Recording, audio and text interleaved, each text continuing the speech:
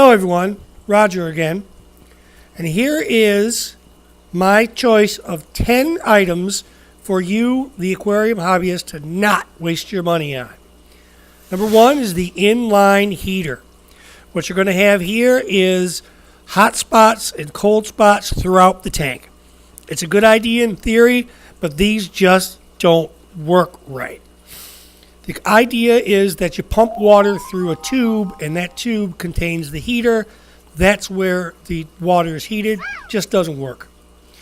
Next is any kind of siphon starter. Worthless, in my opinion.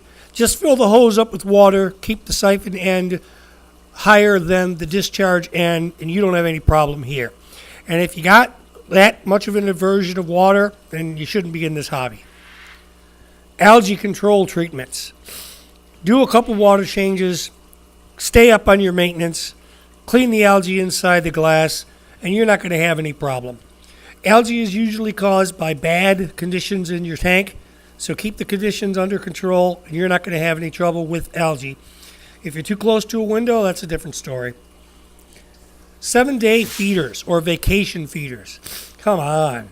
What's going to happen is those fish are going to dive into them, they're going to eat them all in one day, and that's it. And they're going to survive despite having the feeder in there because fish don't have to eat every day.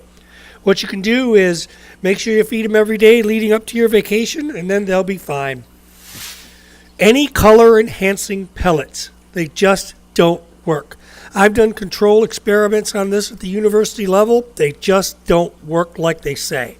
Sometimes you might get some temporary red and orange boosts out of a batch of fish, but for the most part, there's nothing permanent, and it's just not going to work.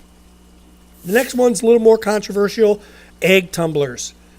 You will get far better yield, you'll get much healthier fry if you just isolate the holding female and let her carry those little ones until they're born. Dump them in an egg tumbler. You might be able to speed things up a little bit, but at what cost? You're just not going to get good yields. Grounding probes. Honestly, I've never used one of these. I know the concept, and with the modern technology, especially with heaters and air pumps, you just don't need this. The technology with electricity is far past this. Any kind of protein skimmer for fresh water. They're ripping you off here. If you need a protein skimmer for fresh water, then you don't understand the chemistry of the water. Protein skimmers for salt water are probably the most important piece of filtration, and we'll cover that later. But protein skimmers for fresh water is just ripping you off. Speaking of ripping you off, here's the big one. Any kind of pre-prepared water, betta water, or sometimes you can get African cichlid water that's supposed to have a lower pH or a higher pH, or that's softer or harder. Nonsense. Use the water out of the tap.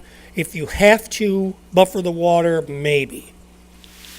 Glass cleaners. Just use your regular Windex. Keep the glass clean. Don't let it really get messy.